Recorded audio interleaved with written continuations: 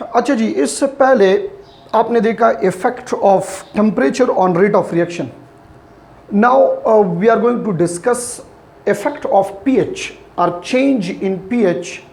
इसका इफेक्ट क्या होगा रेट ऑफ रिएक्शन के ऊपर. गौर से देखते जाए मेरी तरफ. सबसे पहले तो आपको ये याद होना चाहिए कि पीएच रेंज जो है ये हर एक एंजाइम के लिए डिफरेंट होता है. अब ये पीएच कौन सा पीएच है हमारे पास, तो पहले तो इसको याद कर लें. 0 to 7 जो रेंज होगा आपके पास, दिस इज एसिडिक, ठीक है. फिर 7 से 8 तक जो रेंज है आपके पास, this is alkaline. Point to be noted for MCQs. Most of the enzyme, ये नोट कर लें, most of the enzymes work best on alkaline. ज़्यादातर एंजाइम जो है ये अल्कलाइन पे इनकी एक्टिविटी बेस्ट एक्टिविटी होती है, ठीक है. और जो रेंज आपके पास 7 to 14 है, दिस इज बेसिक. तो आपने एक सेंटेंस याद करना है that pH is inversely proportion to acidity. मतलब देखिए यहाँ pH कम है तो एसिडिक है, यहाँ pH ज़्यादा है तो ये क्या है, बेसिक है. अब एक और चीज़, pH is direct inversely proportion to acidity. ये तो आपको पता है. pH जब है ये ठीक है. pH जितना आप कम करेंगे तो एसिडिटी क्या होती जाएगी, इंक्रीज होती जाएगी. और pH को जितना आप ज़्यादा करेंगे उसकी एसिडिटी क्या होती जाएगी, कम होती जाएगी. अब आपने याद करना है एमसीक्यूज के लिए स्पेशली, इसको याद करना है. जो टेबल है आपके बुक में, ठीक है, वो टेबल उठा के याद कर लें. उसमें लिखा है कि कौन सा एंजाइम कौन सी pH पे बेस्ट एक्टिविटी करता है. तो हर एक के सामने उसका pH लिखा हुआ है. तो आप एंजाइम के नेम के साथ उसका क्या याद करें, उसका pH याद करें. ये बात ठीक हो गई है. अब इस pH का इफेक्ट रेट ऑफ रिएक्शन पे क्या है और कैसे होता है. जिस तरह इससे पहले हमने टेम्परेचर के बारे में पढ़ा था, ठीक है. अब ये देखना है हाउ, जिस तरह टेम्परेचर में हमने देखा था ना, how change in temperature change the rate of reaction, इस तरह how pH effect the rate of reaction. गौर से मेरी तरफ देखें. ये जो आपके पास एक्टिव साइट ऑफ एंजाइम है, ठीक है, दिस इज एंजाइम और ये इसका एक्टिव साइट है. अब याद रखें कि एक्टिव साइट के ऊपर कुछ चार्जेस होते हैं. Because of what, because of charge minus. हम सपोज करते हैं कि इसके ऊपर इस वक्त पॉजिटिव चार्ज है, क्योंकि इसमें कोई पॉजिटिव चार्ज माइनस होगा, तो this active site is now positive charge. अब जो इसके लिए सबस्ट्रेट है, अगर एंजाइम के ऊपर पॉजिटिव है तो सबस्ट्रेट के ऊपर ज़रूरी क्या होगा, नेगेटिव ही होगा. तभी दोनों में क्या होगी, अट्रैक्शन होगी और इन दोनों में यहाँ पे कोल्यूजन होगी और रिएक्शन स्टार्ट होगा. अब अगर यहाँ इसके सराउंडिंग में आप pH चेंज कर दें तो याद रखिए टेम्परेचर की तरह इसमें इंक्रीज और डिक्रीज नहीं आएगा. ये चेंज इन pH क्या करता है, this is responsible to reverse the charge on active site. ये इस एक्टिव साइट के चार्ज को क्या करता है, रिवर्स कर देता है.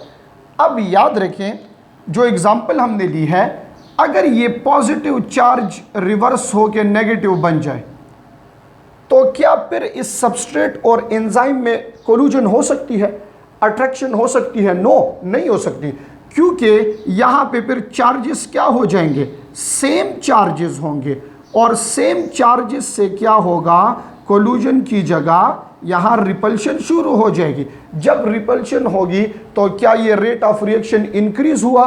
नो. क्या ये डिक्रीज हुआ? नो. बल्कि क्या हुआ, एंजाइम और सबस्ट्रेट इसकी डायरेक्शन ही चेंज हो जाएगी. ये दोनों क्या हो जाएंगे, अलग अलग हो जाएंगे. तो इस सेंस में आप कह सकते हैं कि यहाँ पे reaction stop, reaction stop doesn't mean कि सबस्ट्रेट प्रोडक्ट में कन्वर्ट नहीं हो रहा। रिएक्शन स्टॉप का मतलब यह है कि इसमें अब एंजाइम इन्वॉल्व नहीं है, ठीक है, क्योंकि अब ये एंजाइमेटिक एक्टिविटी नहीं है। तो पीएच से charge on active site disturb हो जाता है, जिसकी वजह से रेट ऑफ रिएक्शन पे फर्क इंतहाई पड़ता है। इसलिए हमने इससे पहले कहा था कि pH is the most specific factor for rate of reaction. pH is the most specific factor.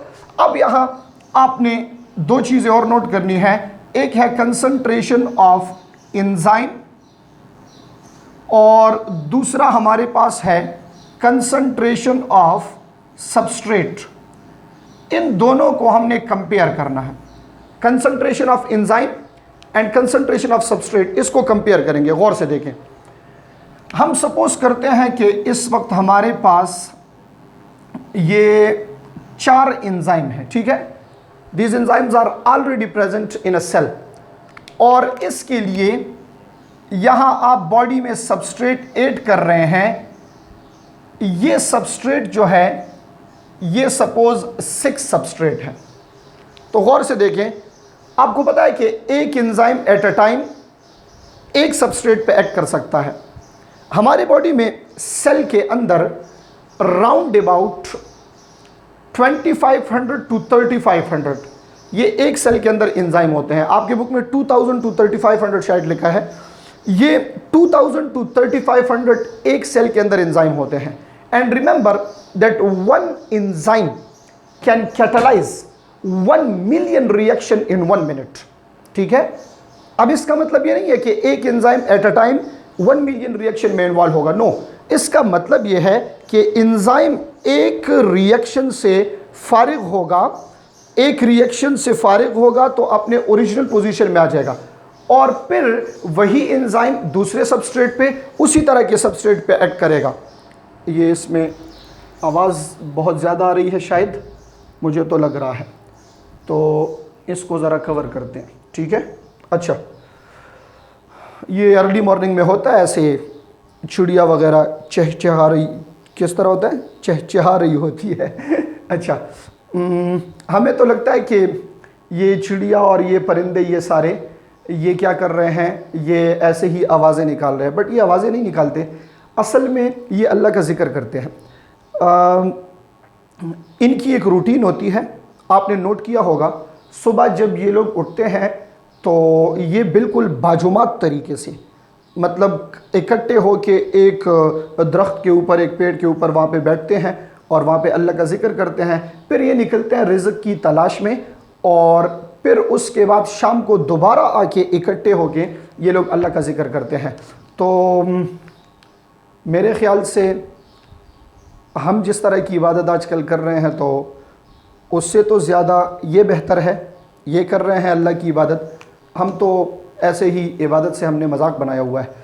तो कोशिश करें कि अपनी स्टडीज़ के साथ साथ जो इबादत है, जो दीनी मामलात है, जो ज़िक्र अस्कार है, वो ज़रूर किया करें साथ साथ, ठीक है। चलें, इधर अब हमने क्या किया है, 4 एंजाइम्स लिए हैं और सबस्ट्रेट 6 लिए हैं।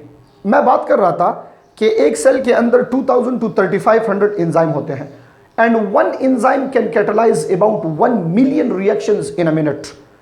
और ये इसका ये मतलब नहीं है कि एक enzyme at a time 1 million reaction में इन्वॉल्व होगा, नो।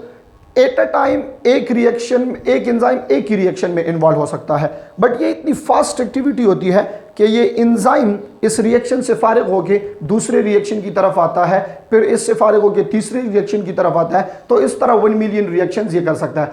अब यहाँ इस कंडीशन में हमने बात करनी है रेट ऑफ रिएक्शन की। ज़रा इस चीज़ को समझ लें, यहाँ भी एक कंडीशन ले लेते हैं। सपोज इधर आपके पास सबस्ट्रेट 4 है, ठीक है, वहाँ पे हमने एंजाइम 4 लिए हैं, यहाँ पे सबस्ट्रेट 4 लिए हैं, वहाँ सबस्ट्रेट 6 लिए हैं। चले यहाँ एंजाइम 6 ले लेते हैं, 6 एंजाइम है हमारे पास। अब हमने रेट ऑफ रिएक्शन देखना है, गौर करें ज़रा, आसानी से आपको समझ आ जाएगी। ये एंजाइम इस सबस्ट्रेट के ऊपर, ये इसके ऊपर, ये इसके ऊपर और ये इसके ऊपर, वो 2 सबस्ट्रेट रह गए हैं ना। चले इसको 8 कर देते हैं ताकि आपको और आसानी से समझ जाए, ठीक है। 8 सबस्ट्रेट है। अब याद रखें, ये 4 सबस्ट्रेट, हम यहां एग्जांपल लेते हैं, ये 4 एंजाइम इन 8 सबस्ट्रेट को 10 सेकंड में कन्वर्ट कर रहा है। गौर करें बिल्कुल मेरी बात की तरफ, इंतहाई आसान है पर थोड़ी सी इसमें कंफ्यूजन होगी आपको, आपने वो क्लियर करना है। ये 4 एंजाइम इन 8 सबस्ट्रेट को 10 सेकंड में कन्वर्ट कर रहा है। अब मैं कर रहा हूं इंक्रीज इन एंजाइम, एंजाइम को इंक्रीज कर रहा हूं, 4 एंजाइम मैंने और डाल दिए हैं, तो ये एंजाइम इसके ऊपर, ये इसके ऊपर, ये इसके ऊपर और ये इसके ऊपर। अब इस रिएक्शन में टाइम कितना लगेगा? 5 सेकंड लगेंगे ना, क्योंकि एक काम 4 बंदे 10 सेकंड में कर रहे हैं, तो वही सेम काम 8 बंदे 5 सेकंड में करेंगे। टाइम टेकन रिड्यूस हो जाएगा। जब टाइम रिड्यूस होगा तो आपको पता चल गया है कि रेट ऑफ रिएक्शन इस वक्त क्या हुआ है? इंक्रीज हुआ है ना। सिंपल सी बात है, अगर टाइम इस पे कम लगा तो रेट ऑफ रिएक्शन क्या हुआ है? इंक्रीज हो गया है। जब रेट ऑफ रिएक्शन इंक्रीज हुआ तो क्यों इंक्रीज हुआ है? क्योंकि हमने वहां क्या किया है? एडिशन ऑफ एंजाइम किया है। तो अगर मैं ऐसे कहूं, अब देखें ये सारे सबस्ट्रेट तो अब एंजाइम के साथ बिजी है, अगर मैं फर्दर एंजाइम ऐड करूं तो क्या इस रेट ऑफ रिएक्शन में और इंक्रीज आएगा? नो, बिकॉज एक सबस्ट्रेट पे एट अ टाइम एक ही एंजाइम अटैच है। अब मेरी बात गौर से सुने, ये 2 चीजें नोट कर लें। अगर आपके पास सबस्ट्रेट अवेलेबल है, in the availability of substrate, अगर आप एंजाइम ऐड करते हैं तो rate of reaction increases, and if substrate become limited, ये आपके बुक में सेंटेंस है, इफ सबस्ट्रेट बिकम लिमिटेड, तो फिर फर्दर एडिशन ऑफ एंजाइम से हमारे पास क्या होगा? यहां पे no effect. Why no effect? क्योंकि आप एंजाइम तो ऐड कर रहे हैं, बट वो एंजाइम एक्ट किस चीज पे करेगा? वो तो एंजाइम यहां पे सबस्ट्रेट तो है ही नहीं, तो इसलिए सबस्ट्रेट की अवेलेबिलिटी में अगर आप एंजाइम को इंक्रीज करेंगे तो रेट ऑफ रिएक्शन इंक्रीज होगा, डिक्रीज करेंगे तो डिक्रीज होगा, और ओवरऑल रेट ऑफ रिएक्शन की बात है। और अगर सबस्ट्रेट लिमिटेड है, सबस्ट्रेट खत्म हो गए हैं और आप फिर ऐड कर रहे हैं, तो फिर कोई इफेक्ट इसके ऊपर नहीं होगा। अब जरा कंसंट्रेशन ऑफ सबस्ट्रेट की तरफ आ जाए। एंजाइम अवेलेबल है, एंजाइम अवेलेबल है और आप सबस्ट्रेट ऐड करते जा रहे हैं, तो रेट ऑफ रिएक्शन उसी तरह क्या हो जाएगा? इंक्रीज हो जाएगा। बट याद रखें कि if all the active sites are busy, if all the active sites are busy, अगर सारे एक्टिव साइट बिजी हो जाए किस चीज में? सबस्ट्रेट के साथ, और आप फर्दर एडिशन करेंगे, फर्दर एडिशन ऑफ सबस्ट्रेट, चूंकि और एंजाइम तो इस वक्त आपके पास है नहीं, तो अगेन इसमें भी क्या होगा? इसमें भी नो इफेक्ट होगा। तो बात क्लियर हो गई है। In the availability of enzyme if you add some substrates then rate of reaction will become increases, और अगर सारे एक्टिव साइट बिजी हैं और आप फर्दर सबस्ट्रेट ऐड कर रहे हैं तो रेट ऑफ रिएक्शन फिर बाकी इंक्रीज नहीं होगा। इन चीज़ों को आप याद रखिए। यहाँ से एमसीक्यूज भी आ सकते हैं और बहुत सारे क्वेश्चंस इसमें छुपे हुए हैं, तो आपको ये कंसेप्ट्स जो है ये क्लियर होने चाहिए। इस चैप्टर में factors affecting the rate of enzymatic activity ये सबसे इंपॉर्टेंट और कंसेप्चुअल टॉपिक है। कंसेप्चुअल टॉपिक है, इससे क्वेश्चन आ सकते हैं। क्लासिफिकेशन से जो क्वेश्चन आते हैं वो थोड़े से आसान होते हैं, इसमें थोड़ी सी कंफ्यूजन होती है। Last topic of this chapter is inhibitor. Inhibitor कैसे रेट ऑफ रिएक्शन को इनहेबिट करते हैं, कैसे डिस्टर्ब करते हैं, उसको देखते हैं थोड़ी देर में।